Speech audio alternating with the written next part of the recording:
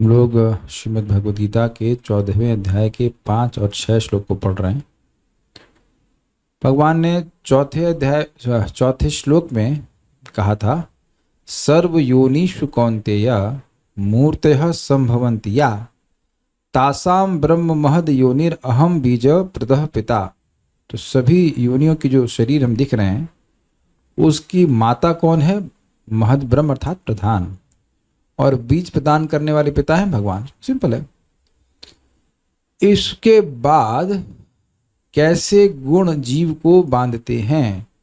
शरीर प्राप्त होने के बाद जीव किस प्रकार से गुणों की संगति करता है, कैसे उसे गुण बांधते हैं, इसका वर्णन भगवान अब 4 श्लोकों में करने वाले हैं। मेरे पीछे बोलेगा नहीं, 5 में तो बताएंगे बांधते हैं, फिर 6, 7, 8 में क्रमशः कैसे 3 प्रकार के गुण 3 प्रकार से बांधते हैं यह समझाया जाएगा। बहुत इजी है।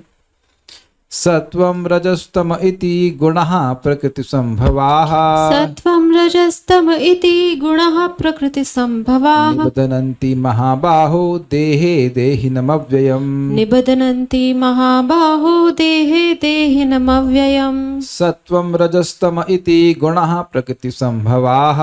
सत्वं रजस्तम इति गुणाः प्रकृति संभवाः। निबध्नन्ति महाबाहो देहे देहिनमव्ययम्। निबध्नन्ति महाबाहो देहे देहिनमव्ययम्। सत्वं रजस्तम इति गुणाः प्रकृति संभवाः। सत्वं रजस्तम इति गुणः प्रकृति संभवाः। निबध्नन्ति महाबाहो देहे देहिनमव्ययम्। निबध्नन्ति महाबाहो देहे देहिनमव्ययम्। भौतिक प्रकृति 3 गुणों से युक्त है। ये हैं सतो रजो तथा तमोगुण।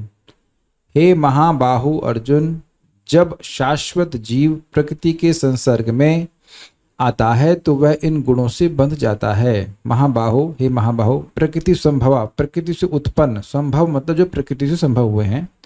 सत्वम रज तम इति गुणः, इति मतलब इस प्रकार, सत्व रज और तम ये इस प्रकार 3 गुण हैं।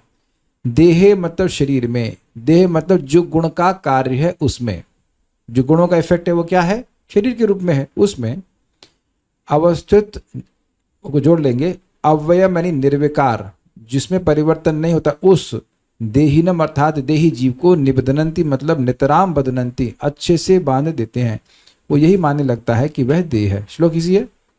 सत्वम रजस्तम इति गुणः प्रकृति संभवा। सत्व रज और तम यह इस प्रकार से 3 गुण हैं और ये प्रकृति के द्वारा संभव होते हैं। करते क्या हैं? हे महाबाहु निबध्नन्ति देहे देहिनम अव्ययम्।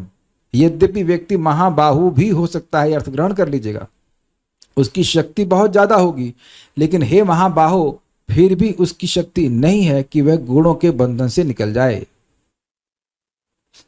स्वीकार है? महाबाहु व्यक्ति, बहुत शक्तिशाली व्यक्ति भी अपने देह में आसक्त होता है। क्यों? क्योंकि उसका देह शक्तिशाली है। देहे अर्थात सप्तमी विभक्ति देहे, देह में, देह का क्या, किसका प्रोडक्ट है? देह है गुणों का प्रोडक्ट।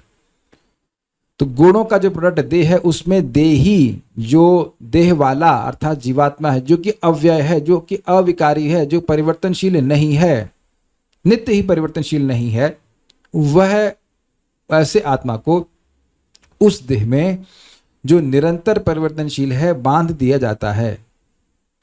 जैसे कोई व्यक्ति जीप से बांध दी जाए और जीप भागे आगे, तो अब उसके पीछे पीछे उसको भागना पड़ता है, अन्यथा जीप से कोई मतलब नहीं है। Got it? ठीक है। इससे काफी समझ में आता है कि गुणों की शक्ति कितनी अधिक है। जो बिल्कुल परिवर्तनशील नहीं है उसको उससे बांधा जा रहा है जो निरंतर परिवर्तनशील है। दैट मीन्स बिल्कुल विपरीत प्रकृति वाली वस्तु से बांधा जा रहा है। सार्थ वर्षणी। इस प्रकार प्रकृति और पुरुष से सभी जीवों की उत्पत्ति का निरूपण कर अब यह बता रहे हैं कि वे गुण क्या हैं, उनके संग से जीव किस प्रकार बद्ध होता है। इन प्रश्नों के उत्तर में श्री भगवान कह रहे हैं कि देह अर्थात प्रकृति के कार्य में अभेद चिंता से अवस्थित जीव गुणा अर्थात गुणों से आबद्ध होता है। क्या समझे इसका मतलब? देह में अभेद चिंतन मतलब देह को मैं मानना। इस चिंतन के कारण ही जीव गुणों से बंधता है। आगे आप देखेंगे सतुगुण में व्यक्ति सोचता है मैं सुखी हूं। मैं कौन? ये देह जिससे मैं अपनी पहचान कर रहा हूं वह सुखी है। मैं ज्ञानी हूं, मैं ज्ञानी हूं, मैं सुखी हूं। तो यहां मैं आत्मा को नहीं बोला जा रहा है। मैं उस देह में, उस देह से पहचान करने वाला देही अपनी पहचान देह से करके ही भावना करता है कि मैं सुखी हूं, मुझे भोग नहीं चाहिए, मुझे ये नहीं चाहिए, मुझे वो नहीं चाहिए, मैं शांति हूं, मैं ज्ञान में हूं। ये लोग सब भोगों पड़े हुए हैं। तो वहां भी वह यह नहीं समझ पा रहा है कि मैं कृष्ण का सेवक हूं, अन्यों से श्रेष्ठ है लेकिन बंधा हुआ है देह में ही। क्या क्लियर समझ में आ रहा है सबको? तो अभेद चिंतन मतलब मैं ये देह हूं। जब ये भावना होगी तो हमें गुण बांधेंगे। जब ये भावना होगी कि मैं शरीर नहीं हूं, मैं कृष्ण का सेवक हूं, कृष्ण की सेवा करूंगा, तो तब हम गुण से नहीं बंधेंगे। हम लोग गीता यहाँ पे क्यों पढ़ रहे हैं? क्योंकि भगवान इससे प्रसन्न होते हैं। तो जब भगवान की सेवा करेगा व्यक्ति तो यद्यपि वह देह में स्थित होता है लेकिन देह में आसक्त नहीं होता है। ये बड़ी अद्भुत शक्ति है भगवान की भक्ति की। निखिलासु अपि अवस्थासु जीवन मुक्त से उच्चते। देह के द्वारा मैं भगवान का भजन कर रहा हूं लेकिन मैं देह नहीं हूं। यह जीव वस्तुतः अव्यय, निर्विकार और असंग है तथापि अनादि अविद्या द्वारा कृत गुण संग के कारण गुण समूह ही जीव को बांधते हैं। समझे आप? जीव में कोई परिवर्तन नहीं आता, वह निर्विकार है, उसमें गुणों का प्रवेश नहीं होता। जीवात्मा में गुणों का प्रवेश नहीं होता है। लेकिन अब अनादि अविद्या है, अनादिकाल से अविद्या से ग्रसित, तो उसका ज्ञान ढका हुआ है। जीव सच्चिदानंद है और रहेगा लेकिन उसकी इस गुण को ढका जा रहा है। इसने मतलब यह नहीं कि उससे प्रकाश समाप्त हो गया, उसकी चेतना को समाप्त कर दें, ऐसी अविद्या में शक्ति नहीं है। गीता भूषण टीका। इन 4 श्लोकों में भगवान गुणों का वर्णन करेंगे कि जीव किस प्रकार गुणों से संबंधित हो जाता है या किस प्रकार से उसको बांध देते हैं। सत्व, रजो और तमो गुण प्रकृति से उत्पन्न होते हैं। वे अविनाशी जीव को बांध देते हैं जो वास्तविक रूप से निर्विकारी है और जो गुणों से बने हुए शरीर में स्थित हो जाता है। बिल्कुल स्पष्ट है। ये गुण उसको अपने धर्म यथा सुख दुख मोह आदि से बांध देते हैं जिन्हें जीव विवेक न होने के कारण स्वीकार कर लेता है। विवेक मतलब होता है डिस्क्रिमिनेशन पावर, यानी कि यह नहीं देख पाना मैं देह से अलग हूं। ये ना देख पाने के कारण व्यक्ति अपनी पहचान देह से करता है और देह से उत्पन्न सुखों को पहचान अपने से करने लगता है।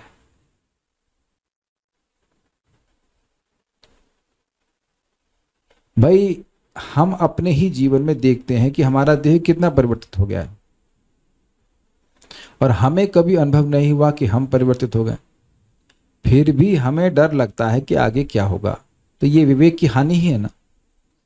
जब आज तक हमारा कुछ हुआ नहीं तो आगे हमारा कुछ कैसे हो जाएगा।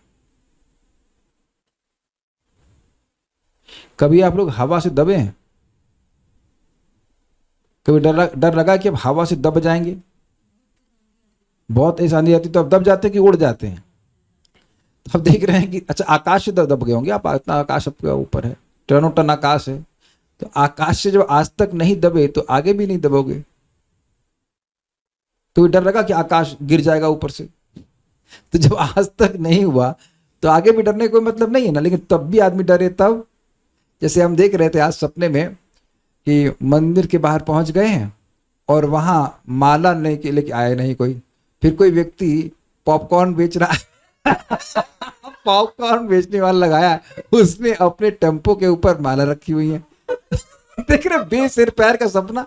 और मैं गुस्सा हो रहा हूँ, यार तुम माला ठीक से रखते नहीं, साफ सफाई छत के ऊपर रखते हो। इतने में जो है 3 बजे में 5 मिनट हमारी नींद खुल गई। तो अब समझे बेसिर पैर की बात। तो अब पॉपकॉर्न खाया घर पे और माला चला रहा हूँ जागृत जीवन में भगवान के यहाँ पे, दोनों को मिलकर के सपना बन गया। This is absolute like no logic. अब इसमें व्यक्ति अगर दुखी हो रहा है तो क्या किसको ब्लेम किया जाए? तो आप बताइए, सपने में कोई आपको माला नहीं दे रहा है तो आपका गुस्सा होना चाहिए ना आपको। तो ये विवेक नहीं, उस समय हमारा स्वप्न में हमारा विवेक खत्म हो जाता है। पॉपकॉर्न बेचने वाला भगवान की माला कभी बेचता है? बताओ कहीं देखें आपकी पॉपकॉर्न बेच रहा हो और भगवान बगल में भगवान की माला बेच रहा हो। तो आप देख रहे हैं हम इल्यूजन में पड़े रहते हैं, ऐसे फर्जी चीजें। तो विवेक नहीं होने के कारण जीव इस प्रकार की धारणा कर लेता है। तो जब भक्त संग होगा, भगवान के बारे में सुनेंगे, तो धीरे धीरे विवेक हमारा जागृत होता है। अब ये कल्याण तो से मुंह लटका के बैठे हैं, जैसे लग रहा है कि मतलब भक्तों की संगत नहीं हो रही है। देखिए इस प्रकार का ज्ञान को साधने में कितना समय लगा है, अनादिकाल। तो कम साल, 2 साल, 4 साल, 10 साल, 20 साल, 50 साल कुछ तो लगाने चाहिए ना। इस समय भी आप देखिए, सुबह से लेकर अभी 11 बज गया है, ऑलमोस्ट 11 आवर्स, 3 बजे उठे रहते हैं। Not 11 hours, 9 hours. क्या इंद्रिय तृप्ति किए हैं बताइए? निरंतर भगवान की सेवा में ही तो लगे हुए हैं। अभी देखिए कितना परिवर्तन है। इस प्रकार के जीवन को हम नहीं थे सोच भी नहीं सकते थे कि 3 बजे उठेंगे, 3:30 बजे, जो भी जिसमें उठ रहा है, और उससे लेकर के 12 बजे तक 9 घंटे नॉन स्टॉप किसी न किसी रूप में भगवान की सेवा करेंगे। ये तो शुरुआत है। अब देखिए आगे क्या होता है। और अभी भी सेवा चल ही रही है, अभी बंद तो नहीं हुई है। तात्पर्य, दिव्य होने के कारण जीव का इस भौतिक प्रकृति से कुछ भी लेना देना नहीं है। देखिए अब ये व्यक्ति विशेष को बोल रहा हूं मैं, और अब अन्य लोगों को भी बोल रहा हूं। वो बोल रहे थे कोई व्यक्ति भगवान के खिलाफ ऐसा बोल रहा है तो हमें क्या उसके खिलाफ कोर्ट केस करना चाहिए? मैं अभी बहुत सीरियसली बोल रहा हूं। देखिए इस जगत में कुछ ना कुछ गलती होती ही रहेगी, और ये माया की ट्रिक है कि हमारे मन को उधर डाइवर्ट करे। हमारा इस जगत से कुछ भी मतलब नहीं है। हमारा क्या मतलब है? अगर कुछ लोग इस जगत से बाहर निकलना चाहते हैं तो उनको हम ढूंढें, उनको बताएं कि भगवान की भक्ति कैसे कर सकते हैं और निकलें यहां से। जेल में कुछ ना कुछ गड़बड़ चलेगा ही। जेल है ही कैदियों के लिए। जेल जो है वो सज्जन पुरुषों के लिए नहीं है, ना ही सज्जन स्त्रियों के लिए। ये जगत है ही नहीं अच्छे लोगों के लिए। तो कुछ अच्छे लोग हैं जो जगत से बाहर निकलना चाहते, उनको प्रीचिंग कीजिए बस। Save yourself, and if someone else wants to be saved, you save them. If someone doesn't want to be saved, we can't do anything about it. We can't do anything about it. कुछ भी कर लीजिए, वो नहीं स्वीकार कर सकते। What we can do? Prabhupada बोले, if somebody wants to bloop, what you can do? हमारा इस जगत से कुछ भी लेना देना नहीं है। कुछ भी, किसी भी तरह से कुछ भी लेना देना नहीं। अगर हमने प्रेम करना है, रियली प्रेम अफेक्शन हमारा है, तो उन लोगों से है जो हमारे भगवान की भक्ति करते हैं और जो भगवान से प्रेम करते हैं, उनसे हमारा संबंध है। हम द्वेष नहीं कर रहे हैं किसी से, लेकिन हमारा मतलब केवल भक्तों से है जो भगवान की भक्ति करना चाहते हैं। Very simple, this is very simple. फिर भी भौतिक जगत द्वारा बद्ध हो जाने के कारण वह प्रकृति के तीनों गुणों के जादू से वशीभूत होकर कार्य करता है। ये बहुत अच्छी लाइन है। ये हम आप लोग कभी देखे किसी के ऊपर भूत उतारा जा रहा हो? Anyone can raise hand? आपने देखा है? अच्छा, हमारे परिवार में हम 2 लोग देखे, बाकी आपने देखा? 1-2 लोग देखा है। तो आप देखेंगे, अच्छा हाँ, कुछ लोगों ने देखा है। तो हमने देखा एक माता जी, मैं और अनुपम कृष्ण प्रभु गए थे एक व्यक्ति के पास, तो अपना कुछ वो आयुर्वेद का भी इलाज करते हैं, तो हम लोग गए थे। तो हम लोग बहुत नहीं था, जस्ट फॉर इन्फॉर्मेशन। तो अब वो माता जी बड़े प्रेम से आई अपने पति के संग, आराम से बैठी हुई थी, बातचीत कर रही थी। और जैसे उस मांत्रिक ने मंत्र पढ़ना शुरू किया तो ऐसे घूमना चालू करी इतना तेजी से, और उसको तो खराब लग रहा था भूत को जब मंत्र पढ़े जाते हैं। तो प्रॉब्लम तो थी, तभी तो उनको लाया गया था। तो वह होशो हवास में ही नहीं थी कि वो कर क्या रही हैं। जब भूत उतर गया, मेरी आंखों के सामने ऐसा हुआ, जब भूत उतर गया तो बोले मैं कहाँ हूं। तो उसी प्रकार से हम सोच रहे हैं कि वी आर वेरी अवेयर कि हम कौन हैं, जबकि हमें यही नहीं पता कि हम हैं कौन। और इसी को शास्त्र में बताया गया है, पिशाची, माया रूपी पिशाची की गोद में व्यक्ति पड़ा है, वो सपने देख रहा है कि मैं ये हो जाऊंगा, मैं वो हो जाऊंगा, इत्यादि इत्यादि ऐसी बातें सोचता है। वो सुखी नहीं हो सकता है इस प्रकार से। चूंकि जीवों को प्रकृति की विभिन्न अवस्थाओं के अनुसार भिन्न भिन्न प्रकार के शरीर मिले हुए हैं, अतएव वे उसी प्रकृति के अनुसार कर्म करने के लिए प्रेरित होते हैं। यही अनेक प्रकार के सुख दुख का कारण है। समझिए अब इस बात को। कोई अगर कुत्ता बन गया तो कुत्ता का शरीर एक विशेष गुणों का संयोजन है, कॉम्बिनेशन। और उसी प्रकार से स्त्री, पुरुष, बच्चा, बालक, बूढ़ा, जो भी, और अनेक प्रकार के मनुष्य, उन सब का विभिन्न प्रकार का शरीर एक विभिन्न प्रकार के गुणों का सम्मिश्रण है। Okay, simple to understand. तो अब जो व्यक्ति, ध्यान से सुनिएगा, जो व्यक्ति जिस शरीर को प्राप्त कर गया उसको वैसे ही कार्य करना पड़ेगा। बहुत घबराने वाली बात है ये। कुत्ता बन गए तो हरे कृष्णा नहीं बोल पाएगा, अब उसे भौंकना ही पड़ेगा। इस तरह से बांधते हैं। अब बंधन समझ में आ रहा है कुछ? तोता ये नहीं कह सकता है कि मैं अभी भागवत बोलूंगा, वो तोता फिर तोते की तरह टाएं टाएं ही करेगा। This is how person is bound. Bound में समझने का प्रयास कीजिए। कोई व्यक्ति ट्रक से बांध दिया जाए तो ट्रक जहां जाएगा उसको वैसे ही घिसना पड़ेगा। इस तरह से बंधे हुए हैं लोग। समझ रहे ना बात? तो सोचिए भक्ति कितनी शक्तिशाली है, तुरंत ही हमें बंधन से मुक्त कर देती है। तुरंत जैसे ही हम कृष्ण की सेवा कर रहे हैं, एटलीस्ट उस समय तक, जिस समय तक हम भक्ति कर रहे हैं, गुणों के बंधन से मुक्त हैं। This is very nice, very nice, very powerful process, जो कि आप इस 14वें अध्याय के अंत में देखेंगे। तो अब यहाँ तो इन जनरल बोला गया कि गुण कैसे बांधते हैं। हम लोग अब 6ठे श्लोक से शुरू कर रहे हैं, कैसे एक एक गुण बांधेगा। आज हम लोग सतोगुण के बारे में बांधन सुनेंगे। सामान्यतः हमने सुना है कि सतोगुण लिबरेटिंग है, सतोगुण अच्छा है, लेकिन सतोगुण भी कैसे बंधन करता है वह वहां सीखेंगे। बहुत इंटरेस्टिंग है, मेरे पीछे बोलिए। तत्र सत्वं निर्मलत्वात् प्रकाशकम् अनामयम्। तत्र सत्वं निर्मलत्वात् प्रकाशकम् अनामयम्। सुख संघेन बध्नाति ज्ञान संघेन चानघ। सुख संगेन बध्नाति ज्ञान संगेन चानघ। तत्र सत्वं निर्मलत्वात् प्रकाशकम् अनामयम्। तत्र सत्वं निर्मलत्वात् प्रकाशकम् अनामयम्। सुख संघेन बध्नाति ज्ञान संघेन चानघ। सुख संगेन बध्नाति ज्ञान संगेन चानघ। बोलिए। तत्र सत्वं निर्मलत्वात् प्रकाशकम् अनामयम्। तत्र सत्वं निर्मलत्वात् प्रकाशकम् अनामयम्। सुख संगेन बध्नाति ज्ञान संगेन चानघ। सुख संघेन बध्नाति ज्ञान संघेन चानघ। हे निष्पाप, सतगुण अन्य गुणों की अपेक्षा अधिक शुद्ध होने के कारण प्रकाश प्रदान करने वाला है। व्यक्ति कुछ कुछ आत्मा के तत्व को समझ पाता है और मनुष्यों को सारे पाप कर्मों से मुक्त करने वाला होता है, क्योंकि पाप कर्म होते हैं काम से और काम जनित होता है रजोगुण से। What is that? काम ऐशा क्रोध ऐशा रजोगुणा समुद्भवा। तो काम जो है, काम वासना है, वह व्यक्ति को पाप में प्रवृत्त कराती है। तो जो व्यक्ति प्रमुखतः सतोगुण में होगा वो इस प्रकार की रजगुणी प्रवृत्तियों से रहित रहेगा तो पाप नहीं करेगा। जो लोग इस गुण में स्थित होते हैं वे सुख तथा ज्ञान के भाव से बंध जाते हैं। मतलब मैं ज्ञानी हूं, ये लोग मूर्ख हैं, कहाँ फंसे हुए हैं। मैं सुखी हूं, अब सुखी हो तो तुम फंस गए ना। हाँ मैं सुखी हूं, मैं सुखी हूं, कहाँ कहाँ कहाँ? इस जगत में। Got it? हम भाई शांत है। आप कभी देखो जो लोग बहुत पूजा पाठ करते हैं तो उनको प्रीचिंग करना बड़ा मुश्किल होता है। अरे भैया हम ठीक है, उन लोग को देखो देखो, वो पड़ोसी है ना, वो दारू पी रहा है, मुर्गा खा रहा है, उसको बताओ तुम हरे कृष्णा, हम तो ठीक है, हम सब जानते हैं। अब वहां उस सब जानते हैं, बस ये नहीं जानते कि वो है कौन।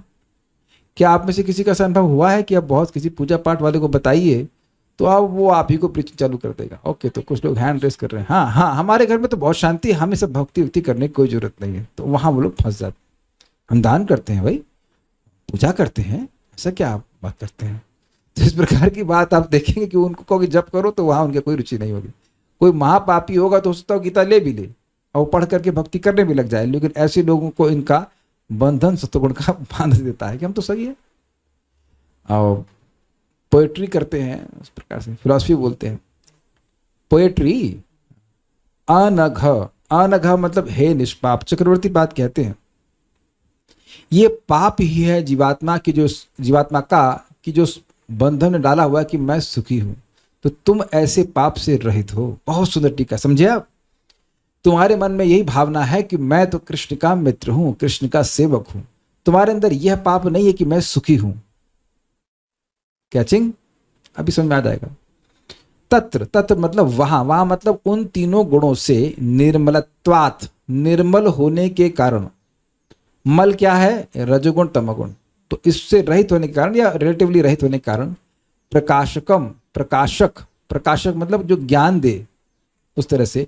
अनामयम, आमय अथवा दोषों से रहित अर्थात शांत। अनामय, आमय मतलब, आमय का मतलब होता है दोष, आमय का मतलब होता है रोग। तो उस रोग से या उपद्रव, तो व्यक्ति, रोग एक प्रकार का उपद्रव है ना, तो सतोगुणी व्यक्ति स्वस्थ भी रहते हैं, स्वस्थ भी रहते हैं और शांत भी रहते हैं। जैसे लोग सोचते हैं कि कुछ जरूरत नहीं, जैसे मैं एग्जाम्पल लूँ, बहुत से वृंदावन में भी लोग रह रहे हैं, अब कार की क्या जरूरत है वृंदावन। अब हंसे, हम लोग हंसे रहते। महाराज का क्लास हुआ, परम पूज्य वृंदावन चंद्र महाराज क्लास। एक व्यक्ति गौशाला से मान लीजिए कि 1.5 किलोमीटर की दूरी भी नहीं होगी, 1.5 किलोमीटर भी मैक्सिमम हो, 1 किलोमीटर की दूरी में कार से चले 6:15 बजे। हम यहाँ अपने घर से चले 6:15 बजे, सेम 6:15 6:20 पे चले थे स्कूटर से। हम पहुंच गए थे वहाँ 6:45 बजे, सब सिस्टम लगा रहे थे। वो बेचारे पहुंचे 8:30 बजे जब क्लास समाप्त हो गई। तो क्या ये बुद्धिमानी है कि व्यक्ति कार का उपयोग करे? क्या ही जरूरत है बताइए। अब मैं कार के अगेंस्ट नहीं बोल रहा, लेकिन sometimes we just don't need those things, we don't need things. तो अब जो रजोगुणी व्यक्ति है वो करेगा ही कार्य, उसे करना ही पड़ेगा। वी कैन नॉट से कि आप शांति से बैठे रहो, बैठ नहीं सकता शांति से, और उसके लिए जरूरी भी है कि वो काम करे। तो ये काम करो, वो काम करो, ये काम करो, अंत में मर जाओ करते करते। लेकिन अब क्या करेंगे, आप उसको रोक नहीं सकते हैं। तो अब सतोगुणी व्यक्ति के पास कुछ सतोगुण होगा तो देखो, अरे जीने के लिए तो बहुत कम चाहिए, तो इतना मेहनत करने की क्या जरूरत है, जितने से मेरा आराम से चल जाए उतना कर लेते हैं। लेकिन ये बात सबको समझ में कहाँ आती है। तो जो थोड़ा सतोगुणी होंगे वह इस प्रकार से सोचेंगे। सत्वम मतलब सत्व गुण, सुख संगेना, सुख के संग के द्वारा, संग का मतलब आसक्ति, कि मैं सुखी हूं, हम ठीक हैं। सुख मतलब एक और सुख का शब्द है क्या, शांत है, हमें नहीं चाहिए कुछ नहीं चाहिए, हम कुछ नहीं चाहिए, हमको कृष्ण भी नहीं चाहिए। ज्ञान संगेन च, और ज्ञान के संग के द्वारा, मतलब ज्ञान की आसक्ति के द्वारा। हम जानते हैं, शास्त्र हम समझ रहे हैं। देहिनम, जीव को, देहिनम शब्द श्लोक में नहीं है, उसको जोड़ लीजिएगा, जीव को बदनाती यानी आबद्ध करता है। तो व्यक्ति बार बार इस प्रकार से फिलोसफर बनता है या कुछ कवि बनता है, तो वो भोगों में नहीं पड़े रहते हैं, लेकिन उस प्रकार की सतोगुणी क्रिया में लगे रहते हैं। तत्र सत्वम निर्मलत्वात्, उन सब में, इन तीनों में सतोगुण अपने निर्मलता के गुण के कारण, प्रकाशक यानी प्रकाश, ज्ञान का प्रकाश देने के गुण के कारण अनामयम अर्थात शांत प्रकृति वाला है, और इस कारण से सुख संगे न बदनाती, वह सुख में आसक्ति कारण बंधन करने वाला है। ज्ञान संगे न चानगा, हे अनग अर्जुन, हे निष्पाप अर्जुन, वह ज्ञान में आसक्ति के कारण व्यक्ति को बांध देता है। गीता भूषण टीका।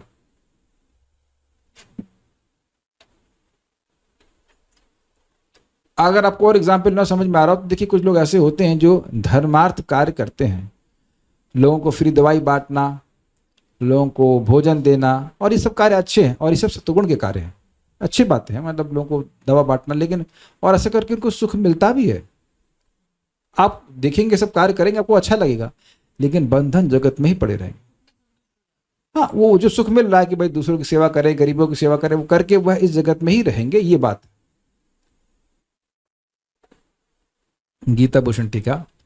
भगवान यहां 3 श्लोकों में 3 गुणों के लक्षणों को कहेंगे और यह बताएंगे कि किस प्रकार यह भिन्न भिन्न तरीकों से जीव को बांधने वाले होते हैं। तत्र अर्थात इन तीनों में सत्व ज्ञान अर्थात प्रकाश और सुख उत्पन्न करने वाला है, जो दुख के विपरीत है। अनामयम अर्थात स्वास्थ्य, सत्वगुणी व्यक्ति स्वस्थ रहते हैं, लंबे रहते हैं, जो सत्व की शुद्धता से उत्पन्न होता है। आप जान ही रहे आजकल वो सात्विक मूवमेंट चल रहा है, तो अच्छी बात है। वो कुछ आपको सत्वगुणी चीज़ें बोलते हैं खाने के लिए, आपको तला भुना हुआ नहीं बोलते हैं, मिर्च मसाला नहीं बोलते हैं, तो उससे स्वस्थ हो रहे हैं, और ये सत्य बात है। सत्वगुणी चीज़ खाने से व्यक्ति का स्वास्थ्य बढ़ता है, भगवान गीता में भी कहते हैं, 18वें अध्याय में भी कहते हैं। श्लोक तो मैं भी याद नहीं आ रहा है, लेकिन है 18वें अध्याय में है, सत्वगुणी भोजन, रजोगुणी भोजन, तमोगुणी भोजन। डिवोटी किचन में एक व्यक्ति थे, उनका नाम भूल गया, पी से नाम था कुछ, जो भी है, शक्ल तो याद आ रही, मोटे मोटे थे, खूब मिर्ची खाते थे, ऐसे आधा मोटी लेकर के ऐसे स्वाहा करे खाते थे। बाद में पता चला कि लीवर एकदम डाउन हो गया है, लीवर को बहुत मुश्किल होती है मिर्ची हजाम करने में। तो इस प्रकार से आप देख सकते हैं कि जो लोग बहुत रजोगुणी भोजन करते हैं उनके लिए शरीर में रोग बन जाता है। क्योंकि यहाँ कहा गया है कि सत्व प्रकाश यानी कि ज्ञान और सुख उत्पन्न करता है, इसलिए सत्व गुण अपने कार्यों यथा सुख और ज्ञान के संग अर्थात जीव को इस अभिमान से बांध देता है कि वह सुखी और ज्ञानवान है। कहाँ सुखी है? इस देह में सुखी है। कृष्ण की सेवा करके सुखी है ये नहीं, वह इस देह में सुखी है सत्वगुण के कारण। Is it okay? ठीक है। यहां यह समझना होगा कि ज्ञान का अर्थ भौतिक वस्तुओं के वास्तविक स्वरूप का ज्ञान और सुख का अर्थ है इंद्रियों और शरीर के प्रसाद। सुख का अर्थ इंद्रियों और शरीर के प्रसाद यानी शांति से। समझे? जगत में लोग ज्ञान इकट्ठा करते हैं इंद्रियों को तर्पण करने के लिए, लेकिन यहां ज्ञान का अर्थ है कि देखना कि भाई ये वस्तु में क्षणिक है, नश्वर है, इस कारण से उनमें भोग बुद्धि नहीं करना, और इस कारण से व्यक्ति का मन शांत रहता है। जितना ही व्यक्ति ये सोचता है कि ये मिल जाएगा तो मैं सुखी हो जाऊंगा, वो मिल जाएगा तो मैं सुखी हो जाऊंगा, तो क्या होता है जब वो वस्तु मिल जाती है तो फिर उसको एक और अभाव का निर्माण कर देती है, फिर वह उसके पीछे भागता है और ऐसे ऐसे करके करते वह दुखी ही रहता है। ये बात है। तो सत्वगुणी व्यक्ति ये देख पाता है। नोट, सत्वगुणी व्यक्ति यह जानता है कि भौतिक वस्तुएं क्षणिक होती हैं और उसमें स्वाभाविक भोग की प्रवृत्ति नहीं होती, तो भोग से सारे रोग आते हैं, भोग से सारे दुख होता है, इससे वो बच जाता है। ज्ञान और सुख के इन गुणों के संग के द्वारा व्यक्ति पुनः पुनः उन कार्यों में परिवर्तित होगा जो सुख और ज्ञान को उत्पन्न करने वाले हैं, और इस कारण से भविष्य के ऐसे शरीरों का निर्माण होगा जो इन फलों को भोगने के साधन होंगे। क्योंकि व्यक्ति पुनः पुनः उन गुणों का संग करेगा, इसलिए सत्व के द्वारा भी वह मुक्त नहीं हो पाएगा। बिल्कुल क्लियर है? ठीक है। सारार्थ दर्शन। एक प्रश्न आ सकता है कि भाई हम लोगों को फिर यह क्यों कहते हैं कि पहले आपको सत्वगुण में स्थित होना होगा फिर आप देवता को प्राप्त करोगे? देखिए, हम लोग सत्वगुण विकसित कैसे कर रहे हैं? भक्ति के संपर्क के द्वारा सत्वगुण विकसित कर रहे हैं। तो सत्वगुण में आने से व्यक्ति को भक्ति करना आसान हो जाता है। केवल सत्वगुण में आना हमारा उद्देश्य नहीं है, और उस सत्वगुणी जीवन के बाद संपर्क किसका हो रहा है? निर्गुण वस्तुओं का ही हो रहा है। ये बात है। 12वें अध्याय में भगवान बता रहे कि कोई व्यक्ति इस तरह आचरण करता है, पुण्य वगैरह करना, तो भी वह भगवान कृष्ण की आज्ञा का पालन कर रहा है। तो सब टू सम एक्सटेंट पर यहाँ की बात से यह समझ आ रहा है कि ये सब भी ठीक नहीं है। देखिए, 12वें अध्याय में भगवान ये कहा था, मुझ में स्मरण करो, मेरा स्मरण करो, मई बुद्धि निवेश इत्यादि। फिर नहीं कर सकते हो मेरा अभ्यास योग करो, इन्हें नहीं कर सकते हो तो तुम मेरे लिए कर्म करो, और यह नहीं कर सकते तो कर्म फल का त्याग करो। तो उससे ज्ञान प्रकाशित होता है, लेकिन इसका मतलब यह नहीं कि भगवान की प्राप्ति हो जाती है। सारार्थ दर्शनी। इनमें से सत्वगुण के लक्षण तथा यह किस प्रकार जीव को बांधता है ये बताए जा रहे हैं। अनामयम अर्थात उपद्रव रहित या शांत। शांत होने के कारण अपने कार्य में सुख सहित जो आसक्ति है, यानी समझे, वो जो कार्य कर रहा है उसको शांति मिलती है, तो व्यक्ति उस शांति को प्राप्त करने के लिए उस कार्य को करने में आसक्त हो जाता है, जैसे कि दान करना। प्रकाशक होने के कारण अपने कार्य में ज्ञान के साथ जो आसक्ति है, अर्थात मैं सुखी हूं और मैं ज्ञानी हूं, इस प्रकार दोनों औपाधिक धर्मों में जो सुख और ज्ञान है, अविद्या के कारण जीव का यह जो अभिमान है वही जीव को आबद्ध करता है। समझे आप बात? भाई सत्वगुणी कार्य कर रहा है तो उसके मन में क्या भावना आएगी? मैं सुखी हूं। तो यहां इसमें तो लिखा नहीं कि मैं कृष्ण का सेवक हूं या मैं ज्ञानी हूं, तो वहां भी भावना नहीं आ रही है कि मैं कृष्ण का सेवक हूं। तो ये भावना मैं सुखी हूं और मैं ज्ञानी हूं, ज्ञानी और सुखी ये उपाधि है कि नहीं है? डेजिग्नेशन। जैसे आप कहते हो ना कि मैं बीटेक हूं, तो बीटेक एक उपाधि है, उसी प्रकार से मैं सुखी हूं और मैं ज्ञानी हूं, यह भी एक उपाधि है। तो इन उपाधिक धर्मों के कारण जो सुख और ज्ञान है, तो वहां भी अविद्या विद्यमान है, और इस कारण से जीव बंधन में पड़ा रहेगा। किंतु हे अनघ, तुम मैं सुखी हूं, मैं ज्ञानी हूं, इस अभिमान लक्षण को अघ अर्थात पाप को नहीं स्वीकार करना। समझे आप? यहां पे भगवान ने अर्जुन को अनघ कहा है, अर्थात तुम्हारे हृदय में ये पाप नहीं विद्यमान है कि तुम सुखी हो, तुम ज्ञानी हो, तुम कृष्ण के सेवक हो, ये भगवान तुम्हारे हृदय में विद्यमान है भाव। ये कैसे विद्यमान भाव है? 11वें अध्याय में क्लियर कर चुके हैं। मैं सखा मान रहा था, तो अब सखा ही मानते हैं, शाश्वत रूप से सखा ही मानते हैं। तो जिसका कृष्ण से संबंध जागृत हो गया, वो सब चक्कर में नहीं पड़ा रहता है कि ओम शांति शांति, मैं सुखी हूं, मैं ज्ञानी हूं, ये सब कुछ नहीं है। क्या माता यशोदा मान रही कि मैं सुखी हूं, मैं ज्ञानी हूं? वो तो टेंशन में रहती है कृष्ण चीटा ना खा जाए। Is it not? भगवान के पार्षद ये सब चक्कर में नहीं पड़ते, मैं सुखी हूं, मैं ज्ञानी हूं, ये सब कुछ नहीं। मैं कृष्ण का सेवक हूं, आमी कृष्णदास, बस सिंपल सी बात है। निर्गुणता का मतलब है कि सदा ये भाव बना रहना कि मैं कृष्ण का सेवक हूं, मुझे कृष्ण की सेवा करनी, बस सिंपल सी बात है। तात्पर्य, प्रकृति द्वारा बद्ध किए गए जीव कई प्रकार के होते हैं। कोई सुखी है और कोई अत्यंत कर्मठ है, तो दूसरा असहाय है। सुखी मतलब सतोगुण, कर्मठ मतलब बहुत कर्मयोगी अर्थात रजोगुणी, और असहाय मतलब तमोगुण में। इस प्रकार मनोभाव ही प्रकृति में जीव की बद्धावस्था के कारण स्वरूप हैं। भगवत गीता के इस अध्याय में इसका वर्णन हुआ है कि वे किस प्रकार भिन्न भिन्न प्रकार से बद्ध हैं।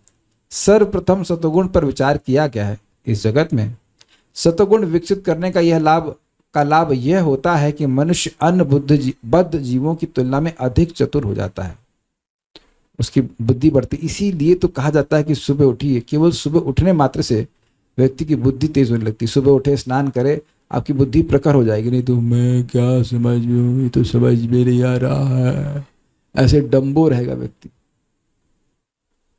अब हमको तो नहीं लग रहा कि हम बहुत जल्दी बोल रहे हैं, ऐसा तो नहीं लग रहा है कि बहुत जल्दी बोल रहे हैं, समझ में आ ही रहा होगा। मैं अगर और स्लो बोलूँगा तो आप लोगों को शायद 1.5x की स्पीड पे लेक्चर को सुनना पड़ेगा, है ना। एक व्यक्ति बोले कि आप बहुत ज़्यादा जल्दी बोलते हैं, हमने कहा तो आप उसको 0.75x पे सुन लीजिए, हमारी जो स्पीड है वैसे ही बोलेंगे ना।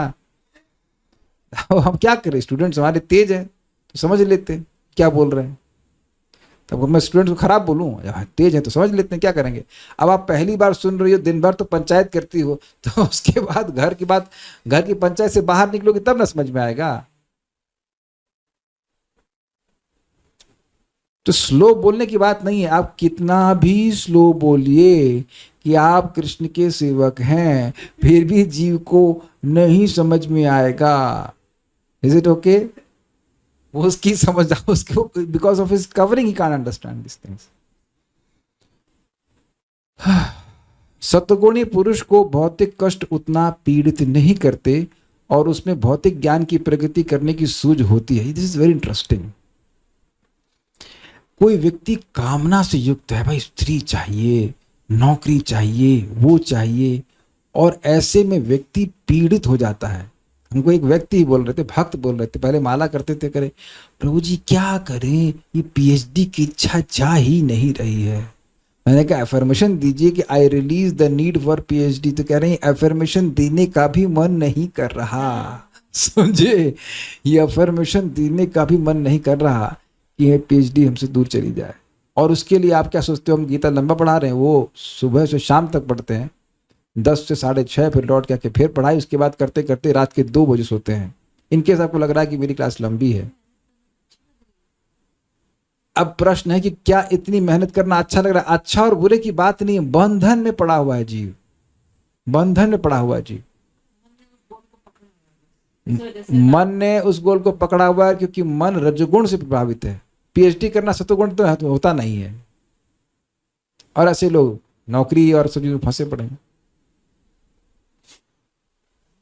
हमको तो ये आश्चर्य होता है कि जो लोग खूब सुबह से शाम तक नौकरी करते हैं, उनको बोल दो योगा कर लो, अरे तो हम राधा रानी की शरणागत हैं। अच्छा भैया, तो तुम इतने शरणागत हो तो तुम 10 घंटे काम क्यों कर रहे हो फिर? हमको इसका लॉजिक समझ में नहीं आता। तुम इतने शरणागत हो तो राधा रानी तुमका पेट नहीं पाल कर देंगे, तुम काहे भजन नहीं कर रहे, फिर काहे को 10 घंटे काम कर रहे और फिर रो रहे? What is the meaning of शरणागति इन दैट सेंस? क्या इस प्रकार से 10-10 घंटे काम करना क्या शरणागति है? जब हो नहीं तो कम से कम स्वीकार तो करो कि मैं शरणागत नहीं हूं। You don't need 80,000 whatever, I don't want to go into too much details, but you don't need that much of money, is it not, to survive? कम से कम व्यक्ति ये स्वीकार तो करे कि मैं इस स्तर पे हूं। रजगुण स्वीकार भी तो नहीं करने दे रहा है, भगा रहा है। रजगुण व्यक्ति को भगाता है, इधर से उधर नहीं बैठ पाएगा वो इस जगह। और सतोगुणी व्यक्ति बैठ गया, इतना बैठ गया कि उसका प्रवचन में भी ना जाए। क्या क्या जानना है, हम तो सही है, हम तो सही है, ये भी दिक्कत है। वो कथा में भी नहीं जाएंगे। सतोगुणी पुरुष को भौतिक कष्ट उतना पीड़ित नहीं करते, उतना मतलब थोड़ा तो करते हैं, उतना पीड़ित नहीं करते, और उसमें भौतिक ज्ञान की प्रगति करने की सूझ होती है। एक और इंटरेस्टिंग बात है, जैसे देखिए जो सतोगुणी लोग हैं वो सतोगुणी आहार ग्रहण कर लेंगे, लेकिन अब रजोगुणी व्यक्ति को जब तक मिर्च का छौंका न लगे, आई गिव ए सैंपल, कढ़ी में वो मिर्च का तड़के के बिना अच्छी लगती है, please raise hands if you like to have kadhi. अरे आपको कौन बोला है? If you want to have kadhi without lal mirch tadka, ओहो कैसे, अब हमारी माता जी तो जरूर छौंक मारेंगे उसमें। अरे कुछ नहीं होता, कुछ नहीं होता, क्या नॉट से वो तो भगवान के पास चलेंगे। लेकिन आप देखेंगे प्रायः घरों में कुछ लोग होंगे जो हरी मिर्च अलग से लेंगे और खूब तीखा खाएंगे, तो ये सब बाद में रोग करता है तीखा तीखा खाना, तो वो बंधन पड़े हुए हैं, समझ गए बात, उस तरह के बंधन में। तो ऐसे ही लोग सतोगुण में बंधन पड़े हुए हैं, हम तो बस ये खाते हैं वो खाते हैं ऐसे करके, लेकिन प्रसाद नहीं ग्रहण करते। इसका प्रतिनिधि ब्राह्मण है जो सतोगुणी माना जाता है। सुख का यह भाव इस विचार के कारण है कि सतोगुण में पाप कर्मों से प्रायः मुक्त रहा जाता है। वास्तव में वैदिक साहित्य में यह कहा गया है कि सतोगुण का अर्थ ही है अधिक ज्ञान तथा सुख का अधिकाधिक अनुभव। सुख मतलब संतुष्टि का अधिकाधिक अनुभव। सारी कठिनाई यह है कि जब मनुष्य सतोगुण में स्थित होता है तो उसे ऐसा अनुभव होता है कि वह ज्ञान में आगे है और अन्यों की अपेक्षा श्रेष्ठ है, तो यहां देखिए कि अभिमान भी जाता है। इस प्रकार वह बद्ध हो जाता है। इसके उदाहरण वैज्ञानिक तथा दार्शनिक हैं। इनमें से प्रत्येक को अपने ज्ञान का गर्व रहता है और चूंकि वे अपने रहन सहन को सुधार लेते हैं, अतः उन्हें भौतिक सुख की अनुभूति होती है। बिल्कुल स्पष्ट है।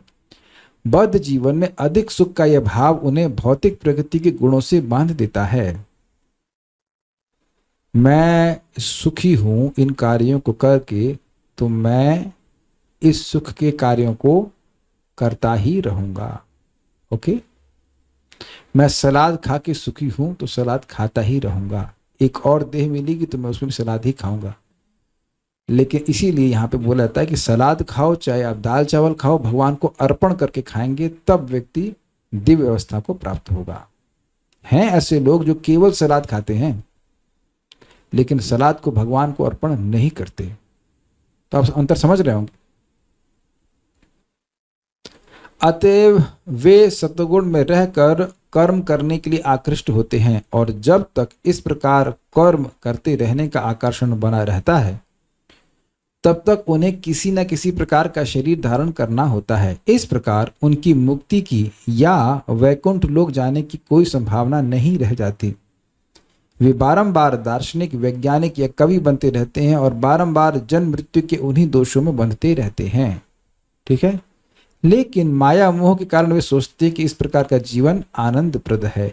जीवन की कोई व्यवस्था सुखमय नहीं है और व्यक्ति यहाँ सतोगुण में सोचने लगता है कि मैं सुखी हूँ। इसको उदाहरण से भक्त लोग समझाते हैं कि कोई अगर जेल में साकलों से बंधा है, साकल समझते हैं ना, क्या बोलते हैं, हथकड़ी, तो हथकड़ी लोहे की हो या सोने की हो, या सॉरी चांदी की हो या सोने की हो, लेकिन बंधन तो लगा ही हुआ है ना। तो जो सोना को तुलना की जाती है सतोगुण से, तो सतोगुण से जो बंधा हुआ है वह भी इस जगत से बंधा हुआ है और उसको भी दुख सताएंगे, लेकिन कुछ कम मात्रा में। ये बात यहाँ पे हमने सीखी। तो हमने ये भी सीखा कि सतोगुण से भी व्यक्ति को आसक्त नहीं होना चाहिए। सतोगुण में रहते हुए, यानी कि एक दैनिक दिनचर्या, फिक्स्ड शेड्यूल में रहते हुए व्यक्ति को भगवान की भक्ति के कार्य संपादित करने चाहिए। सारे गुण बैठ जाते हैं कि सारे बैठ जाते हैं, सारे गुणी बैठ जाते हैं, सारे सतोगुणी बैठ जाते हैं कि वो भगवान की कथा में भी आते हैं और रजोगुणी भागते रहते हैं। तो फिर भगवान की भक्ति में कौन आता है? मतलब उनका प्रश्न ये है कि सतोगुण लोग अपने मस्त हैं, रजोगुणी लोग भाग रहे हैं, तो भगवान की कथा में कौन आता है? जिसे भगवान की कृपा से भक्तों की संगत मिल जाती है वह आता है, चाहे वो रजोगुणी हो, चाहे तमोगुणी हो, चाहे सतोगुणी, चाहे कुछ भी हो। भगवान की भक्ति बिल्कुल निरपेक्ष है, तो व्यक्ति कोई भी हो, अगर उसे भक्तों की संगत प्राप्त हो जाती है तो वह आ जाता है भगवान की कृपा से। जो ज्यादा सत्वगुणी हैं तो वे शुद्ध सत्व में नहीं है, जी नहीं, शुद्ध सत्व में व्यक्ति को यह अनुभूति होती है कि वह कृष्ण का सेवक है। क्या शुद्ध सत्व ज्यादा सत्वगुणी होने से नहीं होता है? जी नहीं, शुद्ध सत्व एक अलग वस्तु है। सत्वगुण प्राकृत है, शुद्ध सत्व एक दिव्य वस्तु है, दिव्य अवस्था है जो कि भगवान का प्रकाशन करने वाली है। सभी टेम्पल्स में ज्यादा डोनेशन वाले को ही लाभ मिलता है। कह रहे हैं कि सभी टेम्पल्स में ज्यादा डोनेशन देने वाले को ही लाभ मिलता है। इसको आगे लेकिन लगा, लेकिन प्रभु जी सभी टेम्पल्स में ज्यादा डोनेशन वाले को ही लाभ मिलता है। क्या लाभ मिलता है ज्यादा? देखिए, सबसे ज्यादा लाभ तो भगवान का नाम उच्चारण करने वाले को मिलता है। हरे कृष्णा कृष्णा कृष्ण हरे हरे, हरे राम राम राम हरे हरे। अब कोई मूर्ख यह सोचे कि उसको अगर रिकग्निशन मिल रहा है, किसी भी व्यक्ति से मिल रहा है, मंदिर से मिल रहा है या कहीं से किसी भी संस्था से अगर रिकग्निशन मिल रहा है और यह उसका लाभ है, तो यह उसका रजोगुणी मूर्खता है। लाभ यह है कि हमें भगवान के नाम में, भगवान की कथा में रुचि हो। क्या प्रमाण है? इतना ज्यादा बोलते हो, हम बहुत कम बोलते हैं। धर्म स्वनिष्ठतः पुंसाम विश्वक्सेन कथासु यः नोत्पादित यदि रतिम श्रम एव ही केवलम। बहुत बढ़िया से धर्म का अनुष्ठान कर रहा है, बहुत अच्छी बात है, लेकिन अगर उसे भगवान की कथा में रुचि नहीं हुई तो उसे केवल श्रम ही प्राप्त हुआ। अब कह रही माता जी दीक्षा तो नहीं हो पाई, तो क्या दीक्षा डोनेशन से आती है? Wow, that's a new one. हम तो अपने गुरु महाराज को कोई डोनेशन नहीं दिए, और दीक्षा के बाद जो थोड़ा बहुत देते हैं तो ब्रह्मचारी थे। हमारी दीक्षा तो पैसे देकर के नहीं हुई। पैसे देकर के दीक्षा होती तो उस व्यक्ति से दीक्षा लेनी चाहिए। क्या ये विवेक हम नहीं दे पाए आज तक आपको? क्या ये आज तक मैं इतनी क्लासेस में 3 साल में ये विवेक नहीं दे पाया कि अब तो डांट खाने वाला काम हो रहा है? क्या कि कभी हमको कहीं पैसे देना पड़ रहा है तब दीक्षा मिलनी चाहिए? दीक्षा खरीदेंगे? दीक्षा का रेट, वरुण प्रभु जरा देखना गूगल पे क्या चल रहा है कि ये दीक्षा का रेट आजकल क्या है स्टॉक मार्केट में क्या उसके स्टॉक चल रहा है? हमको तो नहीं समझ में आ रहा है। अगर ऐसा कुछ है तो बात कुछ समझ में नहीं आती। हमें तो नहीं समझ में आ रहा क्या कह रहे हैं। दीक्षा क्या ध्रुव महाराज कितना पैसा दिए थे नारद जी को? हमको तो कुछ समझ में नहीं आ रहा है, तो पता नहीं। देखिए, अगर मैं आपकी जगह होता और ऐसे विशेष सर्कल में होता तो मैं ये कह देता कि मुझे दीक्षा नहीं चाहिए। I would have just straight forward said no. इतना विवेक मुझको है। तो इस प्रकार तो कहीं भी पता नहीं क्या आप मुझे बोल रहे हैं, मेरे समझ में आ रहा कुछ। Our recognition is simple. By chanting Hare Krishna with humility we attract Krishna's attention. ये है हमारा रिकॉग्निशन। नम्रता से भगवान को नाम उच्चारण करके, नम्र भावना से भगवान की सेवा करके हम भगवान का ध्यान आकृष्ट कर लें, ये हमारे जीवन की सफलता है। ये मेरे शब्द नहीं है, प्रभुपाद जी के। आप देखना तात्पर्य में आ जाएगा बिल्कुल clear. Devotee simply wants to serve Krishna humbly and in this way attract Krishna's attention. I'm so fallen, Krishna, please help me. It's very simple. The last line of Tatparya, when will such people realize that this is not the real happiness and ultimate truth if they are happy in Maya? प्रश्न अच्छा है। प्रश्न है कि सतोगुणी लोग जब इस प्रकार से बंधे हुए हैं तो वो रियलाइज कैसे करेंगे? देखिए, एक बात बड़ी इंटरेस्टिंग आती है। प्रमाण क्या है इसके? ना, ये भी श्लोक कह सकते हैं, बहुनाम जन्मनाम अंते ज्ञानवान माम प्रपद्यते। और दूसरा है, देखिए, भक्तों की संगति करके व्यक्ति भक्ति में आकृष्ट हो जाता है। जैसे एक भक्त थे, उनका नाम था देवानंद पंडित। तो एक समय में वो बचपन से ही विरक्त थे और भागवत बोलते थे, लेकिन उनकी अंडरस्टैंडिंग प्रॉपर नहीं थी और बहुत तपस्वी थे, तो कह सकते हैं सतोगुण में थे, लेकिन भक्ति के तत्व को नहीं समझते थे। तो फिर उनको आगे जाकर के वक्रेश्वर पंडित की कृपा प्राप्त हुई। वो नाच रहे थे, वक्रेश्वर पंडित, और भगवत प्रेम में नाच रहे थे। तो कुछ लोग उनको स्पर्श करना चाह रहे थे, तो उनको रोके और उनको थामे, वक्रेश्वर पंडित को। तो इस प्रकार से वो सेवा किए, तो बोले कि कृष्णेर मतिरस्तु, कृष्ण में तुम्हारी मति हो जाए। तो ऐसे आशीर्वाद मिल गया तो भगवान के भक्त हो गए। एक उदाहरण और याद आ रहा है, महाप्रभु की लीला में महाप्रभु शिवास ठाकुर के घर में कीर्तन कर रहे होते हैं, तो एक ब्रह्मचारी आता है जो केवल दूध पीकर रहता था, सतोगुणी। तो अब वह उसने निवेदन किया कि हमें भी कीर्तन में संलग्न होने दीजिए। तो शिवास ठाकुर जी के लगा, अरे ब्रह्मचारी है, दूध पी के रहता है, तपस्वी है, आ सकता है अंदर। तो अंदर तो नहीं, अंदर आने दीजिए कि एक टोकरी में छुपा दिए उसको। होते ना, बड़ी बड़ी बास्केट होती है, छुपा दी उसमें। तो अब महाप्रभु कह रहे हैं आज हमको अच्छा नहीं लग रहा है, लगता है कि कोई ऐसा व्यक्ति है जिसको यहाँ पे नहीं होना चाहिए। तो श्रीवास ठाकुर उसको सामने लाके लेके आए, कहे कि देखिए हाँ एक व्यक्ति है, ये ब्रह्मचारी हैं और ये दूध पीकर रहते हैं। तो महाप्रभु कहे कि तो क्या सोचते हो कि केवल दूध पीकर मेरी प्राप्ति हो जाती है? तब वहाँ उस बताया गया कि उस ब्रह्मचारी को थोड़ा सा अहंकार था इस बात का कि मैं ब्रह्मचारी हूँ और मैं केवल दूध पी करके रहता हूँ। तो इस प्रकार से जब महाप्रभु ने बोला तो उस हृदय में नम्रता आ गई, भक्तों के चरणों में गिरा, तब महाप्रभु ने इसको स्वीकार किया। तो I hope it is very clear. वैष्णवों की संगति से ही भक्ति प्राप्त होती। सात महत कृपा बिना कोनो कर्मे भक्ति नोय, कृष्ण प्रेमे दूरे रहो संसार नहीं क्षय। भगवान के भक्तों की कृपा के बिना कुछ भी करने से भक्ति प्राप्त नहीं होती है। और संसार भगवत प्रेम की तो बात छोड़ो, जगत का क्षय यानी जगत से मुक्ति भी नहीं मिलती है।